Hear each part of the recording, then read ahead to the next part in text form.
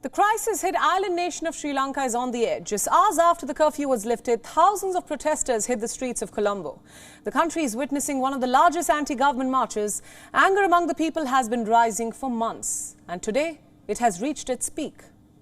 Angry protesters holding Sri Lankan flags broke into the presidential secretariat. There were thousands of them. The protesters first surrounded the secretariat. They then clashed with the police and forcibly made their way into the president's house.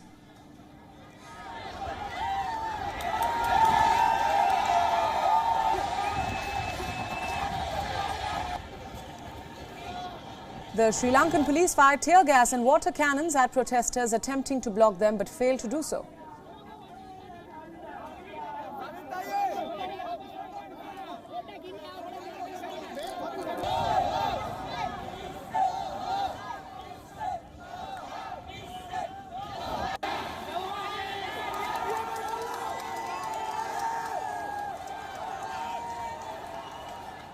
And now a tense situation is unfolding near Prime Minister Ranil Wickremesinghe's private residence in Colombo. The public has gathered in the vicinity of the Prime Minister's residence calling for his resignation alongside the President's resignation. There are thousands of demonstrators who came to Colombo, packed in buses, trains and trucks from across the country to express their outrage over the government's failure to protect them from economic ruin. Pictures and videos from inside the Secretariat and outside are being widely circulated across social media. At least 21 people, including police personnel, are injured in the ongoing clashes, and some were hospitalized following the ongoing protest. Once the frenzied demonstrators entered the president's house, they were seen running around in the corridors. Many of them barged into bedrooms and were seen lying on beds. Several of them also entered the kitchen.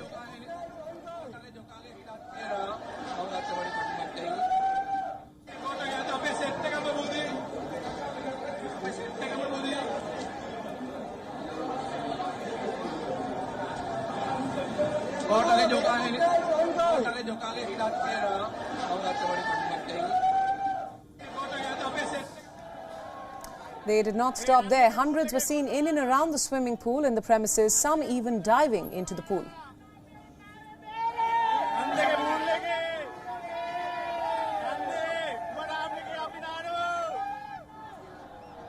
Sources confirmed that President Rajapaksa was removed from the official premises on Friday for his safety ahead of the planned rally over the weekend.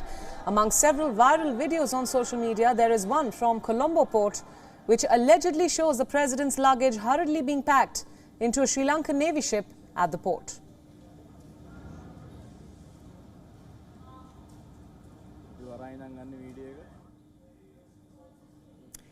In another big update, with an offer to resign but with conditions in place, the Sri Lankan Prime Minister Ranil Wickremesinghe has also released an audio message. Listen in. මම ජනාධිපතිතුමා යෝජනා කරේ සර්ව පාක්ෂික ආණ්ඩුවක් ඇති කරන්න. අද මේ රටේ ඉන්ධන ප්‍රශ්න තියෙනවා. ඒ වගේම ආහාර හිඟයක් තියෙනවා.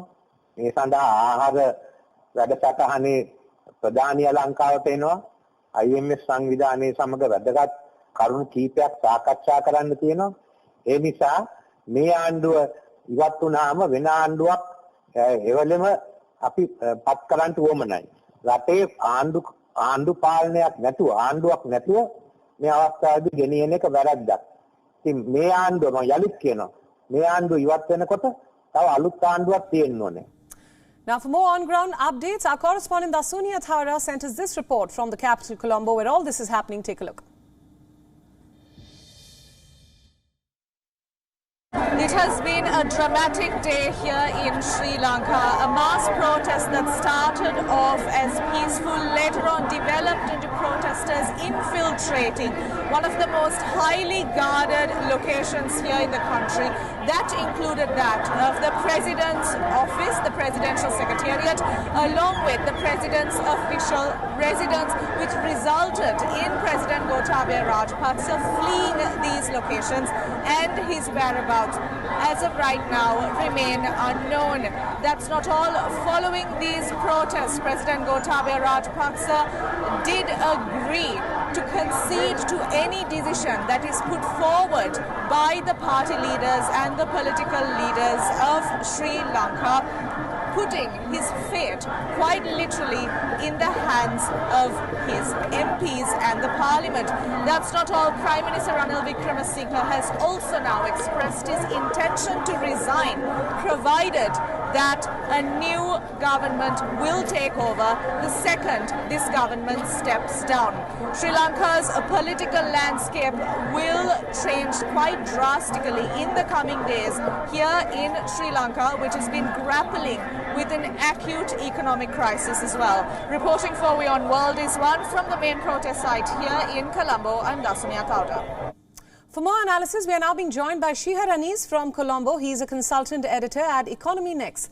Shihar, welcome to WION World is One. Now, in your experience as a seasoned journalist, have you ever seen protests of this scale? How's the situation on ground now? From what we are seeing, people have gathered outside the Prime Minister's residence now asking for his resignation. That's right. That's right. We have never seen this kind of scale in anywhere in the history. And more than that, we have seen protests, large protests, organized by the political parties. Now, this protest is totally different from those protests because this is, people themselves coming from all over the country. Not only in Colombo, though the protest is happening in Colombo, all over the country, people are coming by themselves. They spend their own money and they come, they want a change. So this is the, situation in Colombo. And they are really frustrated. People are frustrated. People want a change immediately. It's not something that they are waiting for constitutional change or any other changes. They want a change immediately because they have frustrated a lot during the last few months, especially last 2 weeks, because there was no fuel from the state-run CPC. Right. My second question for you, after weeks of economic and political turmoil, Sri Lanka has now broken out into utter chaos and pandemonium, as we've seen some shocking visuals coming on air. People are protesting against the government, of course. The president has fled. What lies ahead for the island nation, in your opinion? I think the crisis has not hit the worst. I think the crisis will, there is kind of, everybody says it has not hit the worst. So we will see, even if a new government comes, if a new president and a new prime minister even, are chosen or appointed, we will see the continuation of similar kind of crisis, for the next, at least for the next 6 months, before, we see some turnaround. But for that, the new government has to, put in place the reforms, especially the economic and fiscal reforms, as well as the political reforms, because I think the political reforms are also, expected to go hand in hand with the economic reforms. There are some issues with the power. The president has more power than everybody in the country, so that has resulted, in some experts say that actually has resulted in this crisis. Right. So they are trying to change, some constitutional amendment and then, go with the other reforms. Shihar, you just said that you've never seen protests of this scale, and you're saying, but you still don't think that this is the worst moment as of now. How worse could it get? It will get worse to a level where, there won't be kind of, there will be some food shortages. There could be, major job losses in both government and private sector, because you don't have money. When you go to IMF with the fiscal reforms, you need to do some reforms, and you will have to kind of put your house in order. For that, you need to do drastic, reduction in the state sector.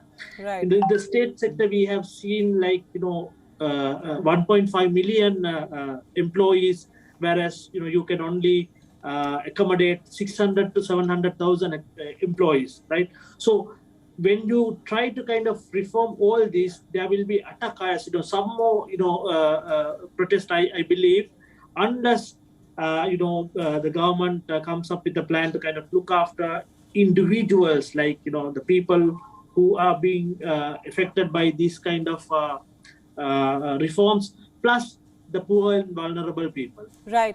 Just a final question there, and I request you to be completely frank with me on this one. There is a clear power vacuum at the top. The president has fled. The Prime Minister now says that he will resign after an all-party government is established and majority secured in Parliament. Even as I'm reading this, I can only imagine the confusion and chaos in the citizens' mind. What does this mean for the country, especially for a country where fuel has run out? This means for the country, like, there are two things, like, we are going to the worst, right? So people might actually kind of get worried.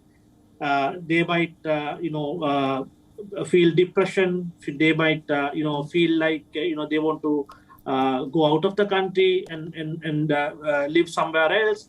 But the other side of the coin is, people might think that, okay, once we hit the bottom, there could be new reforms. There could be people who genuinely think of, the policies genuinely thinking of the people and the policies. And the corruption is one of the, most crucial issues in the past, few decades. So, people might want some drastic changes in the upcoming elections or the government. Right. But until then, we believe that, people might, protest further and further if they don't satisfy with the new government.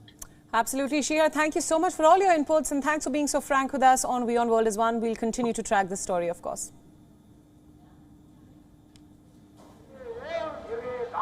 WION World is One is now available in your country. Download the app now and get all the news updates on the move.